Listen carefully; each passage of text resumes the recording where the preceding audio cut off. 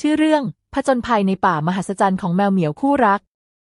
การครั้งหนึ่งนานมาแล้วในหมู่บ้านเล็กๆที่เงียบสงบมีแมวคู่รักสองตัวอาศัยอยู่ตัวแรกชื่อว่าเจ้าเมฆเป็นแมวตัวผู้ที่มีขนสีดำวาววับและตัวที่สองชื่อว่าเจ้าน้ำค้างเป็นแมวตัวเมียที่มีขนสีขาวนวลทั้งสองรักกันมากและใช้เวลาร่วมกันเสมอวันหนึ่งขณะที่เจ้าเมฆและเจ้าน้ำค้างเดินเล่นในป่าที่อยู่ใกล้หมู่บ้านพวกเขาพบกับทางเข้าที่ลึกลับซึ่งปกคลุมไปด้วยเถาวัลย์และดอกไม้ประหลาดเจ้าน้ำค้างหันไปพูดกับเจ้าเมฆว่าเมฆจ๋าเราลองเข้าไปดูไหม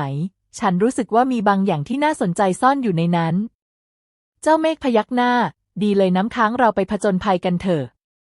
ทั้งสองเดินเข้าไปในทางเข้าลึกลับนั้นและทันใดนั้นพวกเขาก็พบว่าตัวเองอยู่ในป่ามหัศจรรย์ที่เต็มไปด้วยสีสันสดใสและสิ่งมีชีวิตประหลาดพื้นป่าปกคลุมไปด้วยดอกไม้ที่ส่องแสงระยิบระยับและมีกระต่ายบินได้และนกพูดได้บินวนอยู่รอบ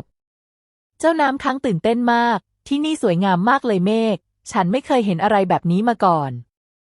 ขณะที่พวกเขาเดินลึกเข้าไปในป่าพวกเขาได้ยินเสียงร้องขอความช่วยเหลือมาจากนกยุงสีทองที่ติดอยู่ในพุ่มไม้เจ้าเมฆรีบวิ่งเข้าไปช่วยนกยุงออกมา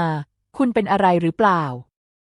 นกยุงสีทองกล่าวขอบคุณและบอกว่าขอบคุณมากที่ช่วยฉันคือผู้พิทักษ์แห่งป่ามหัศจรรย์นี้แต่ถูกเวทมนต์มืดของพ่อมดร้ายทำให้ติดอยู่ฉันต้องการความช่วยเหลือจากคุณทั้งสองเพื่อกำจัดเวทมนต์มืดนี้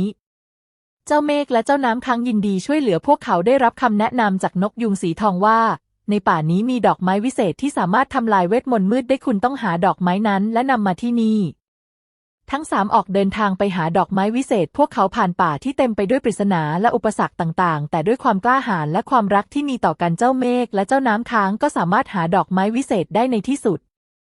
เมื่อพวกเขานำดอกไม้วิเศษกลับมาหานกยุงสีทองนกยุงใช้มันทำลายเวทมนต์มืดและปลดปล่อยป่ามหัศจรรย์จากความชั่วร้ายป่ากลับมาสดใสและมีชีวิตชีวาอีกครั้งนกยุงสีทองกล่าวขอบคุณเจ้าเมฆและเจ้าน้ำค้างคุณทั้งสองไม่เพียงแต่ช่วยฉันแต่ยังช่วยป่ามหัศจรรย์นี้ด้วยคุณทั้งคู่เป็นคู่รักที่มีความกล้าหาญและจิตใจดีเจ้าเมฆและเจ้าน้ำค้างยิ้มและกล่าวว่าเราแค่ทำในสิ่งที่เราคิดว่าถูกต้องและเราก็มีความสุขที่ได้ช่วยเหลือทั้งสองกลับไปยังหมู่บ้านของพวกเขาพร้อมกับความทรงจำที่งดงามจากการผจญภัยในป่ามหัศจรรย์และพวกเขายังคงรักกันมากขึ้นทุกวันพร้อมที่จะเผชิญกับการผจญภัยใหม่ๆด้วยกัน